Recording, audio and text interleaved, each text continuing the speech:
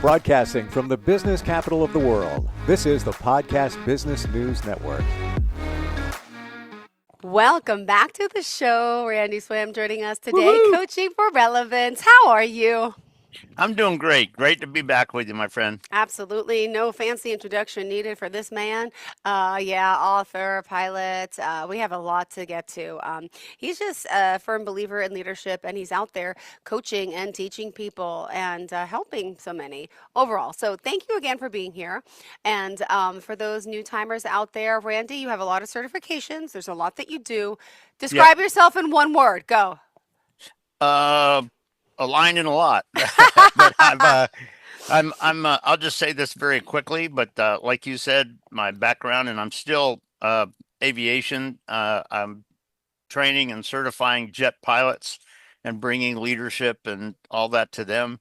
But I'm also a Marshall Goldsmith certified executive coach, and I'm also a certified master level neuroplastician for the NPN hub in Germany, and just bringing how your brain works or sometimes gets in the way, and what do you need to be aware on that. So aviation, but also leaders and teams and all all that, that's some of the stuff that I bring.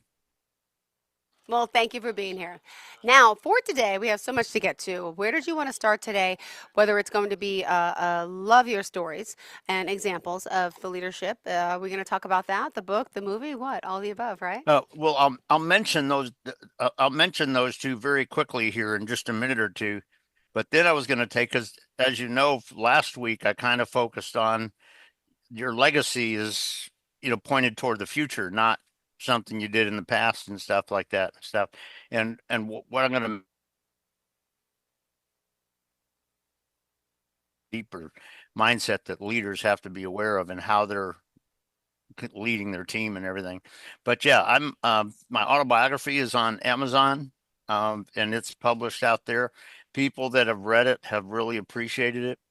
And also the Hollywood movie documentary, Bring Freedom to Potential, that Hollywood created on my story, is now published for the public and everything.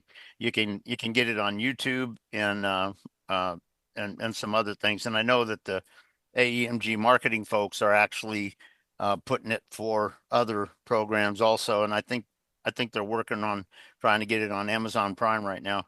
But yeah, just bringing that story. And we still love hearing more of the story. Can you hear me? Yes, I I can just now. muted myself. Go ahead.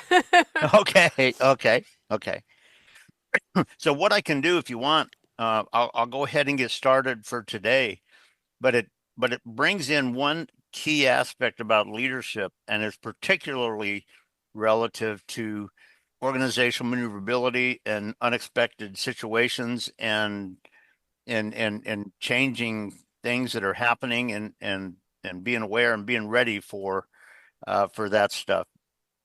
And I'll just mention a couple of things on that. And one of the things when you look at a lot of people in society today that are looking to be leaders or are leaders, their mindset is that everybody else just needs to shut their brain off and do what I tell them to do, kind of thing. That's not everybody, but there are some out there that almost sort of think that way. But that is not what you want in your team. And as I mentioned last week in our show, that your legacy is about what you're moving forward in the future. It's not just about what you did 2 years ago or whatever, kind of thing. It's about what you're creating that's going to be moving forward in the future and creating a real benefit and everything. And and it's just something to think about. And there's some aspects of neuroscience with what I'm going to bring today also, with how your brain works and how you might miss some things. But when you're talking about moving forward in the next years and being able to create and leave a legacy, if all you're doing is trying to, you know,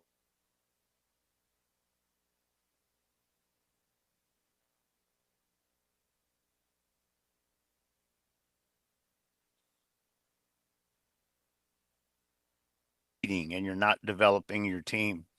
And so it's just something that is critical that people need to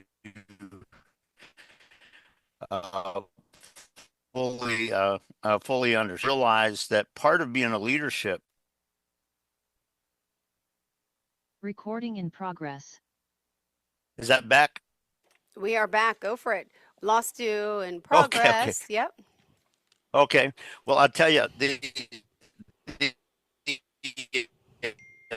um, like I said, when you're talking about the military, something your commander, your leader is the one that needs to be, leading and dictating and all that kind of stuff. But the fact that made the team successful in that is not just what happened there; it's how they developed along the road to get there. Yeah. And it's something that is very, very key. And and what I wanted to kind of bring today, just very and it doesn't take a lot, but I mean, like I say, it dovetails out of what we were talking about last week with going forward and your legacy leading forward. One of the things that I just want to mention here is that when you're watching your team, sometimes there are times that sometimes when something's getting in the way or something's unexpected or the result doesn't work out just the way they expected or you wanted it, very often the leader goes to a superficial thing and just blames his people and all of this sort of stuff. But that's, guess what? Particularly when you're talking about an organizational maneuverability concept, there are factors that may have come on the scene that they were not even aware of. There may have been factors that came on the scene that even you were not aware of. And one of the things when you're talking about leadership, if you are sick today and you couldn't come to work, is your team such that they're still going to be able to reach radical results because of the way that you all have grown together and developed and all that. But one of the things I wanted to just kind of bring out on this very quickly here, and it sort of dovetails a little bit about from last week as we were talking about, when you come up and you're trying to go into a particular strategy and something doesn't work, 9 times out of 10, people are accusing and pointing fingers and blaming and all of that kind of stuff. But what I want to do is bring a neuroscience sort of aspect to it, not the science of it, but how the brain kind of gets involved or not on this is key to what I'm going to bring out. And but the thing is simply this, that when you see something that's not working, as a leader, you almost say, well, they're just not getting it done, or they're just not making this right. Make sense? And if that's what you're doing, that's dysfunctional and it's not what you're wanting to do. And what I wanted to do here today is to just bring out a couple of the things that are applicable here. And a leader and actually your teammates need to somewhat be aware of this also. But the leader needs to be aware there's two aspects of this. If something doesn't work right or it's not quite successful for that first few minutes or the first hour or whatever kind of thing, guess what? There's two possibilities that could happen. One is that it's not something that they just screwed up, but it was a mistake. It wasn't like a discipline thing. It wasn't like a dysfunctional thing or anything like that. It was just a mistake. It may be that they were thinking of something, but they just made one mistake in how they applied it, and it came into be. Okay. The the other one, the other one that comes into play that may not be that is this aspect where somebody just disorganizationally, you know, just says, hey, well, that's what they said, but we're not doing that because you know what? That's not what's really going to happen here. And they go in here and they make it sort of dysfunctionally on that. And the bottom line on this is, and there was one person that actually shared this and he was dead right on this. that if the aspect, because there's two aspects of that. One is like I said, the mistake where it wasn't something that was just planned and gonna do, but just they missed maybe one thing in it as a mistake, or there was one thing they didn't think about in it. The other one was sort of a disapproval thing where they just said, hey, we're just going to do this. And that's what a lot of people in society have a tendency to do sometimes. We're just going to go do this. Well, you know what? That may not get you there. And if you do that, you're disconnecting and you're being dysfunctional. But here's the thing. When you're leader and you are aware of one or two of your people made minor mistakes, disciplining them and threatening them is not the solution. If it's a mistake, coaching is what is required.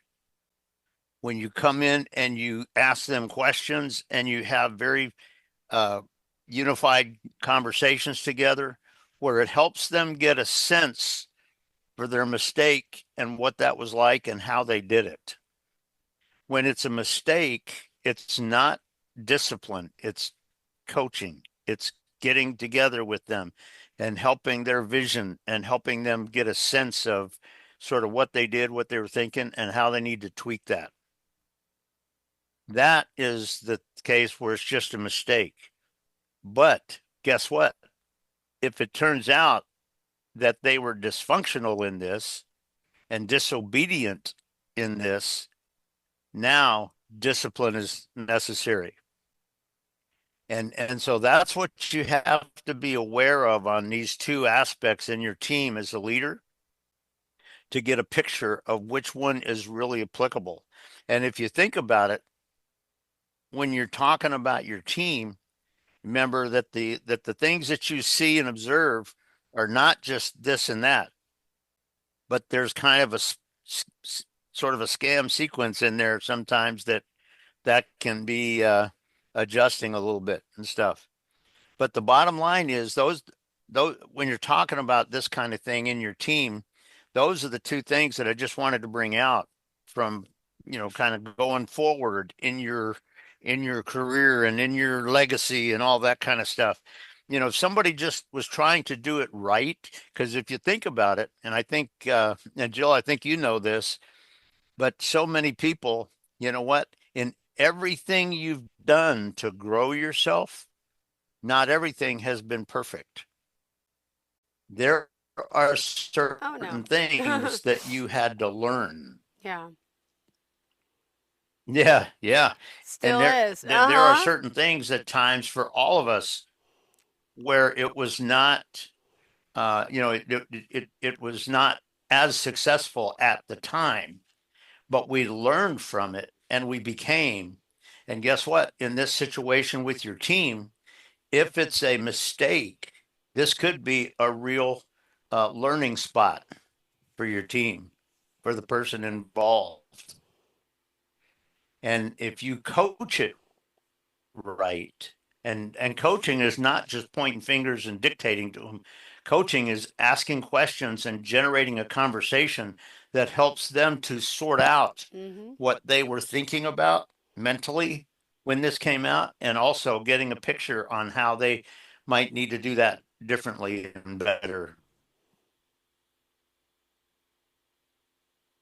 Right.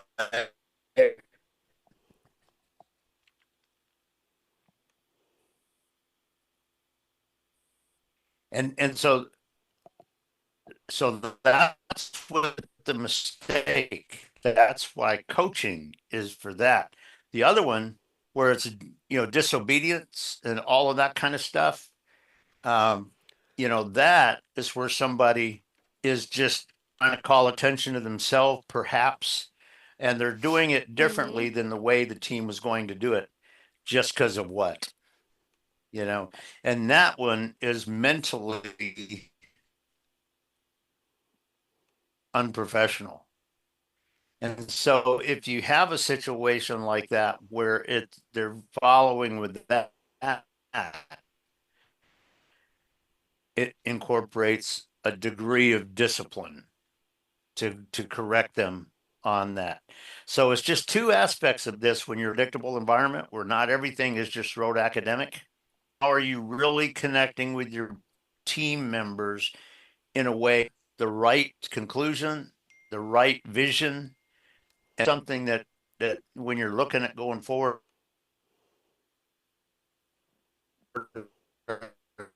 and all this aspect with those two possibilities, kind of thing in it in your team. That's something that you have to be aware of. And as a leader, are you doing what's right based on what you see, what you experience, and what you observed in your people? Again, if they were trying to do the right thing, but they just made one little mistake, that's coaching. If you get somebody who, because of perhaps arrogance or just because they said, "Hey, I want to do that," that can be a bad thing, and that may include a degree of discipline. Does that mean you got to send them home for a day? No, but to address it in such a way where they sense a degree of discipline in fixing that. And so those are just some things to your team that are not just on the scene. That does your team have the vision of it? Are they truly aware of it?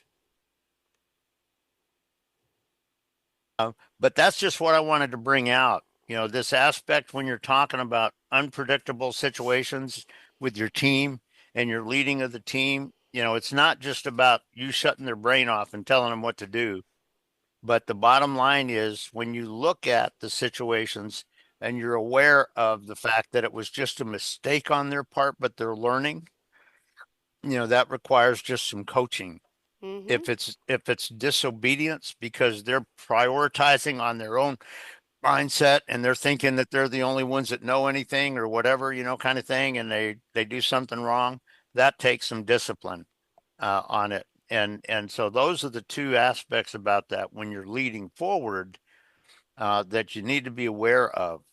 And these are things that you need to do to really develop your team members so that those aren't required in the future, kind of thing.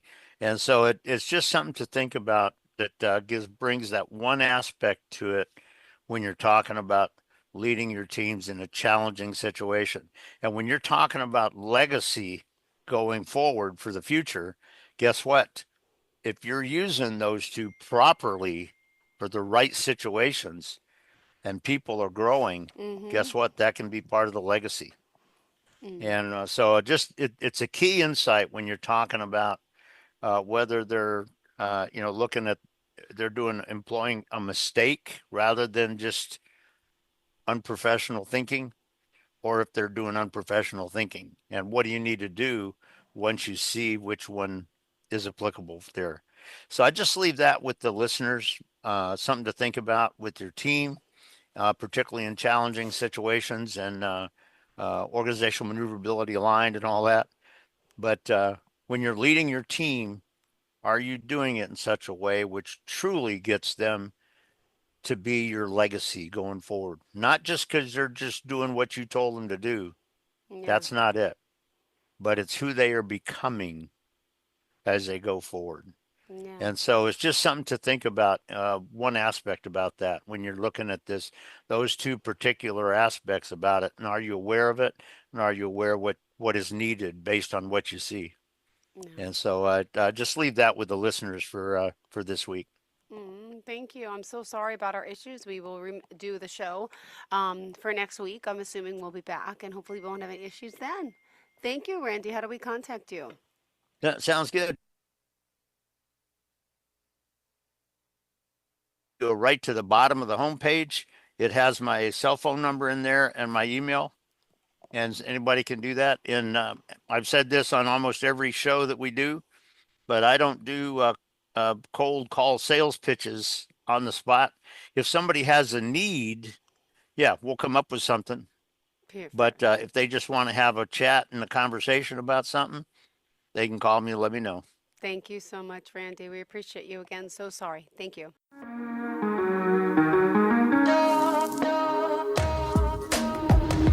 Broadcasting from the business capital of the world, this is the Podcast Business News Network.